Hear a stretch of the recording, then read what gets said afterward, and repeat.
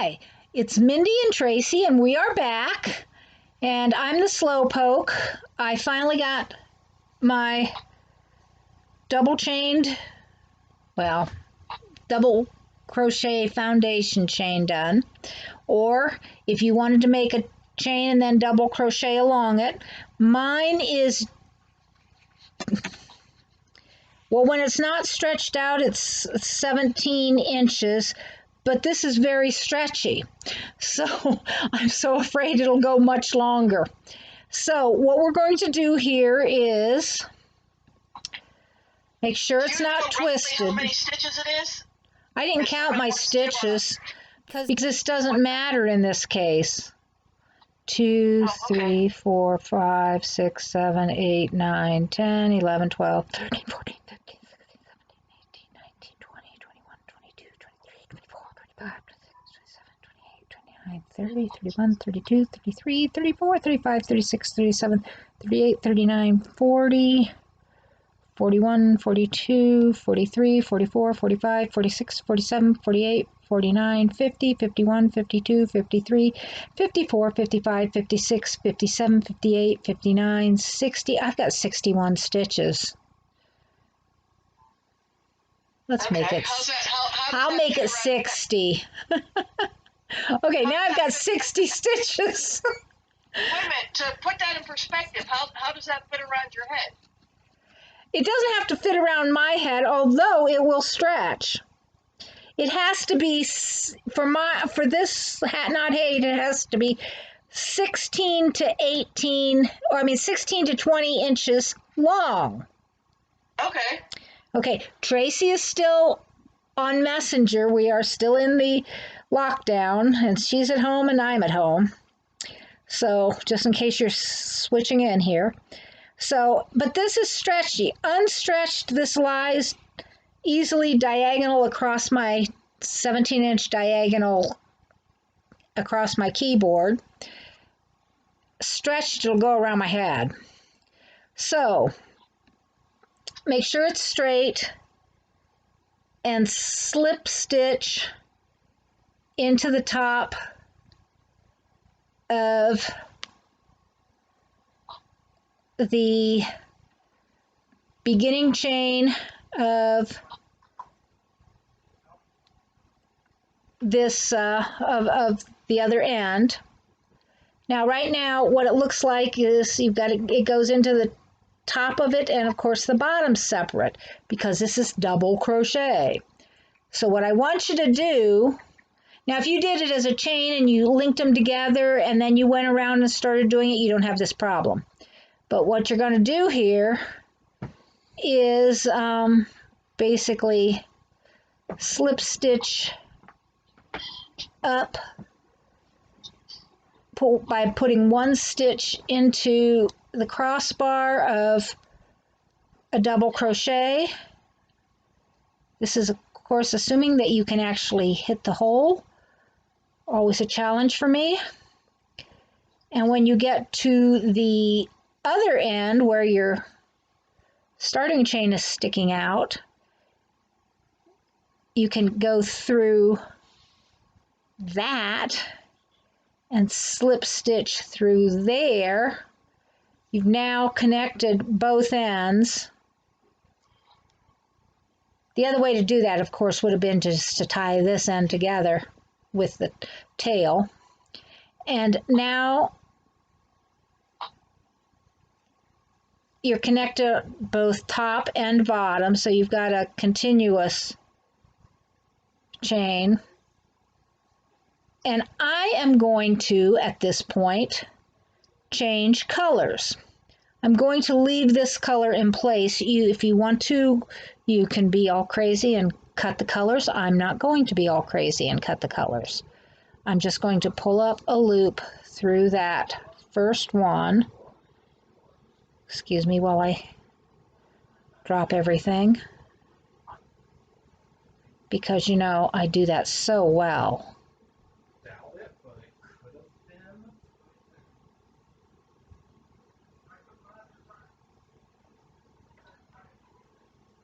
And tighten in there.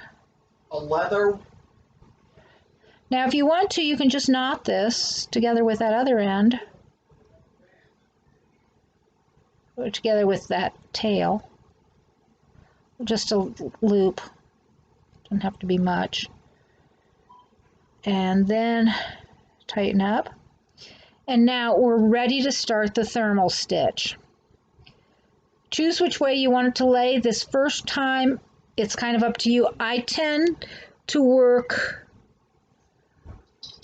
you have the front and the back, and I tend to work on the side where you get the ridges sticking, kind of turning more toward each other. Let me show Tracy what I'm doing. This as opposed to that. That's the side I work on. Okay. You can do it however you want, but that's the side I work on. So, what you're going to do this as a double crochet stitch is you're going to wrap it around just like any double crochet stitch. And you're going to go through, okay, look here, you've got the V at the top of this row, the V's on top of the stitches, and at the bottom you've got the V's on the bottom of the stitches. So if you kind of fold that double crochet row toward each other, you're going to take the back loop from one and the front loop from the other, and you're going to go through both of those. When did you make that? I'm making it. Oh, okay. I'm sorry. So, excuse me, that's my husband. Say hello, Jer. Hi, honey. So, excuse me, I am going to retie this because I am a klutz today. I'm usually not having this kind of problem, because I usually just tie it loosely and then come back later and take care of it. So I'm going to do a weaver's knot with a double loop, or with a double turnover there, so that I can get it out easily too. Okay. And now I can go through the one I want.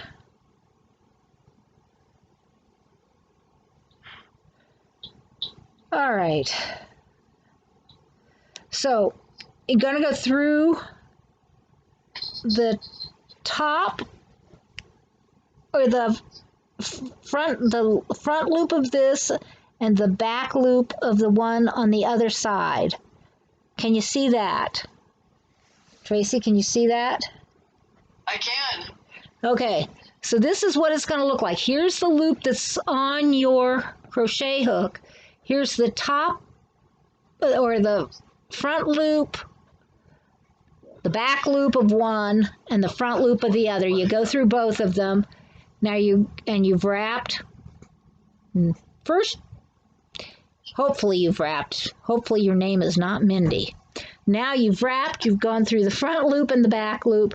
You wrap, pull through two. Now you've got just the new stitches on. You've taken care of both of those loops.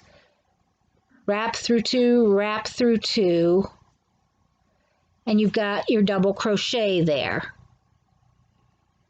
Can you see that?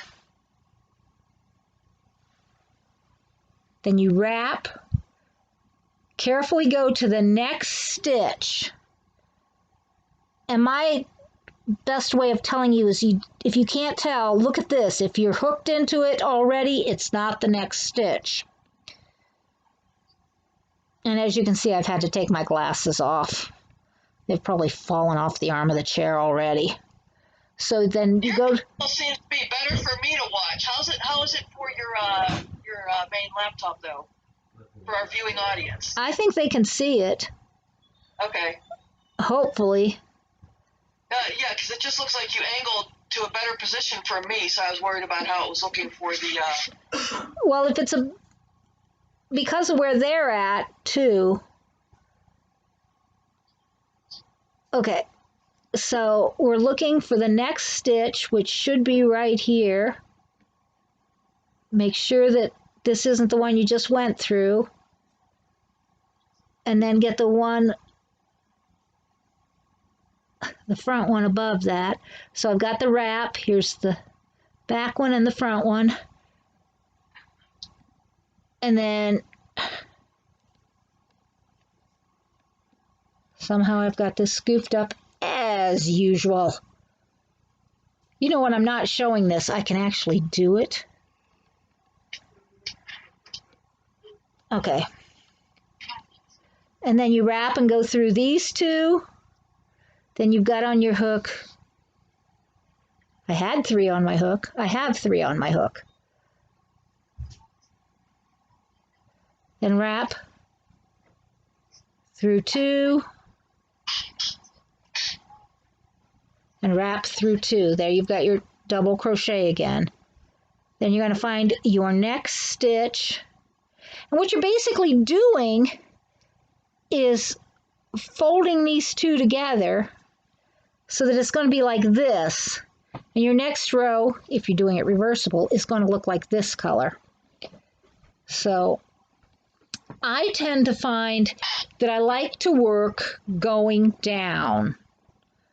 And so I'm working it like from top to bottom rather than from side to side. However you find it best is how you want to work it. Excuse me, I've been drinking ginger ale. Okay. And what you will do is continue to do this until you come around to the other side. Am I tangling myself even worse? Why, yes. So I'm going to ask Tracy if she has figured out what we're doing. Nope, clueless. She's still clueless. So I'm going to assume that she's not the only one that's still clueless. So take the hook on your yarn. Got the hook on your yarn? Yes, ma'am. All right. Look at the 2 loops that are connected to the last double crochet you did.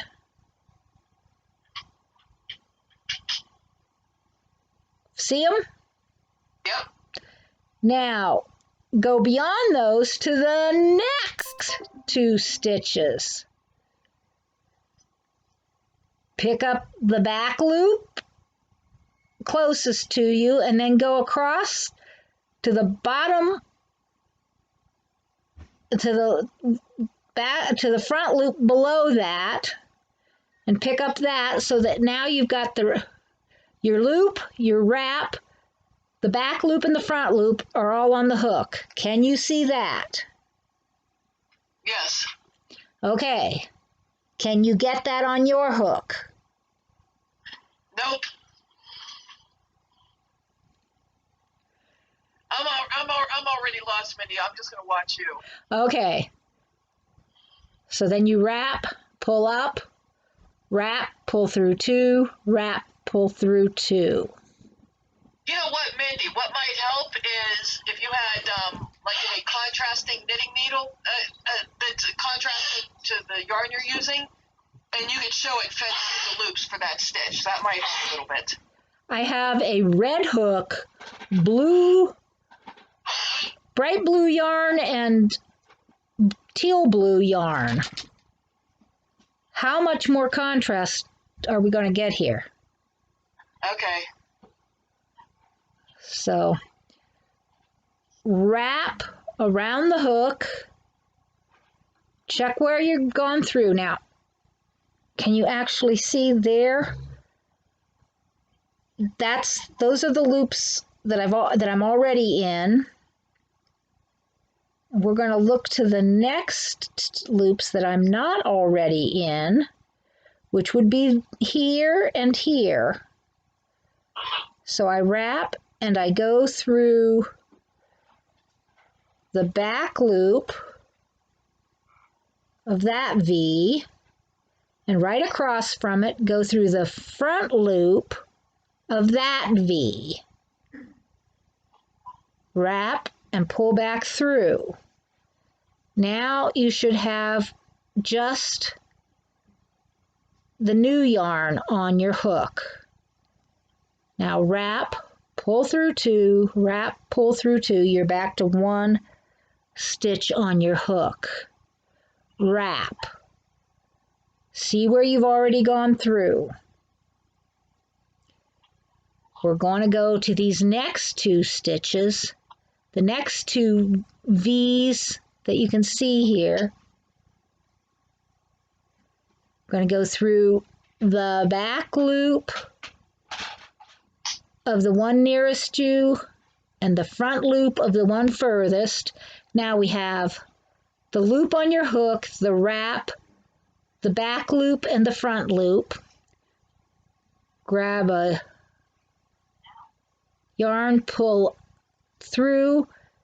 Now we've just got new color in, and I know if you're doing this with just one color, it's just the new yarn or the new row through 2, wrap. There you can see where you've been.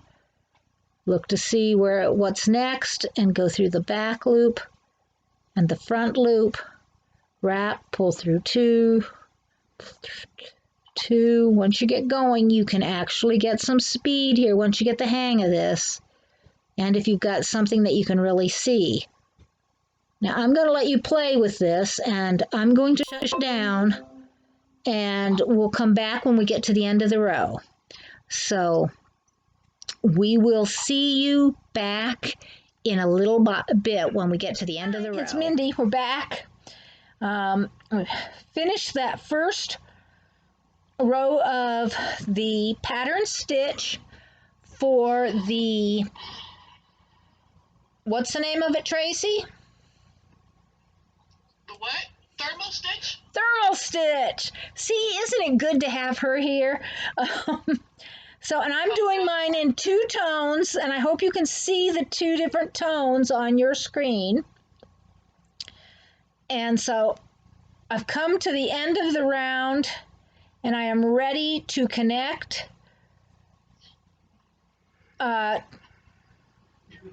first one to the second one. Let me get that strand out of the way. And I've got my extra beginning strands there, so they look like they're in the way too. So slip stitch into the top of that beginning one, just as you always would. And now you're at the end of the first round. Now, since I am working with 2 different colors, I've got my 2 different colors hanging here. And this is the way I tend to do it when I am working these. And it's okay to twist it around a few times to get everything where you want it. Now, I want you to look first and see the difference. Can you see the difference? This is the back side and the front side. And this is where you're going to be working. As I said, I do not work it around like this. If you want to, you can try it. For me, it's easiest, and most people I know tend to work it kind of up and down. And so you'll do what you want. If you're working 2 colors, you're going to go back to color A, the color you began with, which is, for me, the teal blue. And I'll untangle things before I start.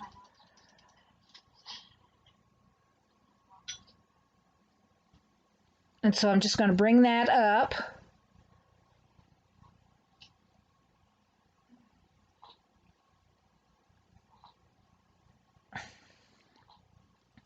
And chain it through that last loop on my hook.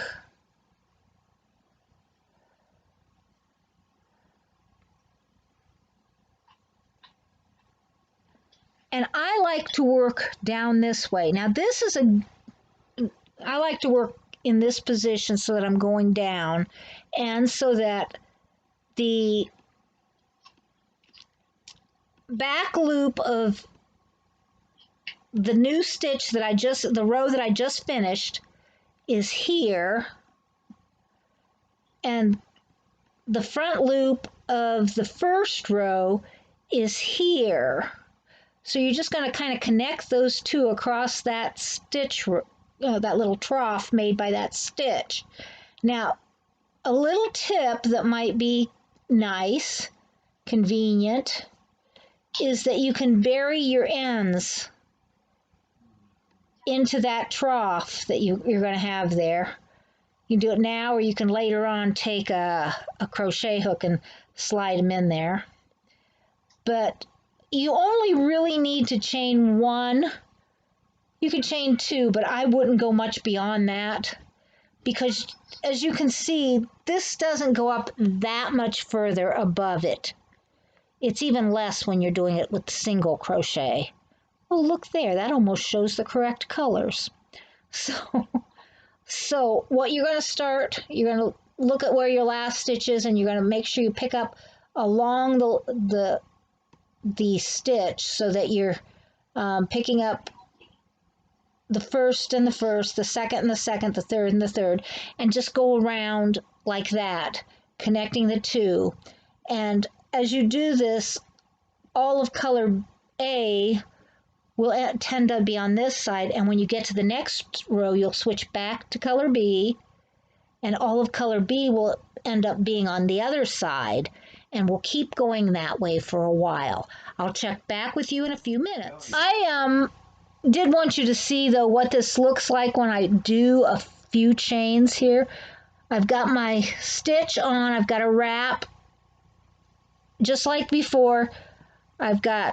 I can see where I've gone through, and I'm going to pick up this stitch, then the back loop, and then I'm going to pick up the next front loop right there. And this is what my stitches look like. I've got the loop, the wrap, here's the wrap, the back loop of the previous row, and the front loop of the row below that. And at that point, I'm going to go through those two loops that we picked up. Then I'll have my new stitches on, wrap, go through two, wrap, go through two. Back in a minute. Hi. Hey, Macarena. She's singing again. She just has too much fun.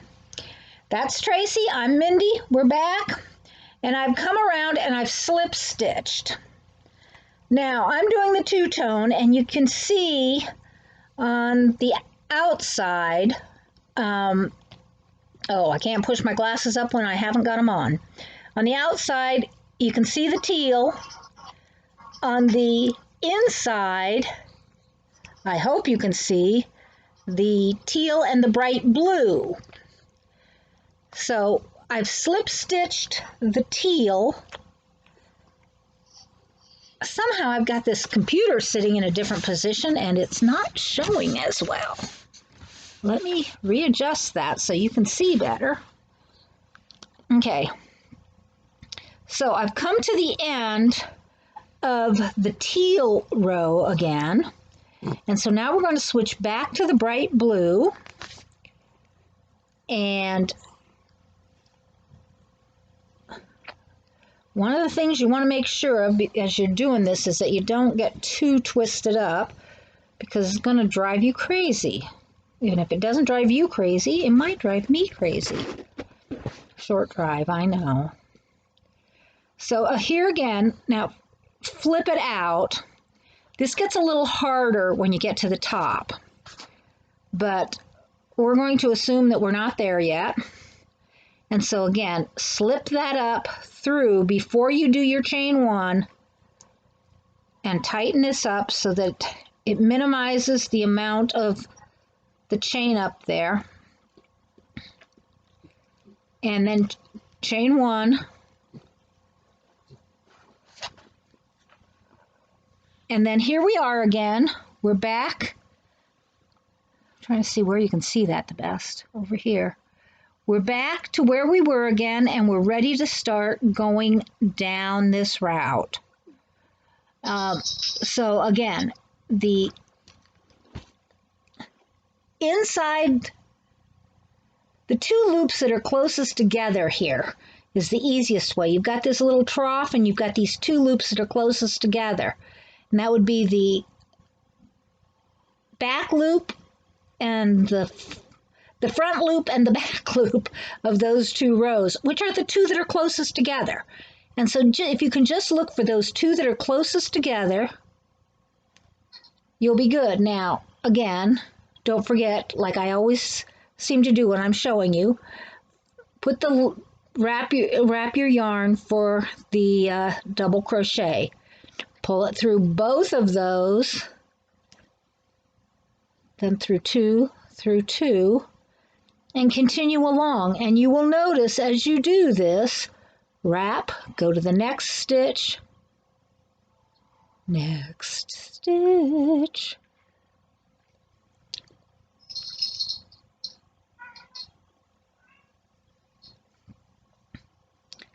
pull through both of those, through two, wrap, go to the next stitch, through those two that are closest together, through two, wrap, go to the next two that are closest together across that little trough there that you have, through two,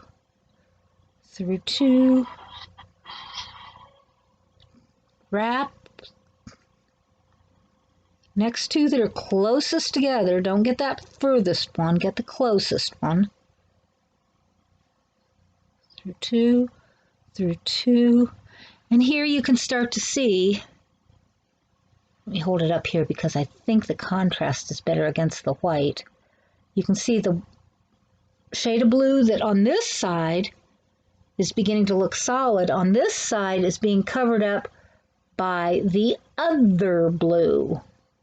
And yes, with this thinnish yarn and this largish hook, you can see a little bit through. With a fatter yarn or a smaller hook, you wouldn't get that gapping. But I'm not going to worry about it. I want you to continue around until we get back to the beginning again, and we will again transition to the other color. And if at any time you decide that you would like a stripe of the opposite color to be on the other side, you can switch those. In other words, you could do two of the bright blue or whatever colors you're using in a row. Well, actually, it would be three in a row probably. No,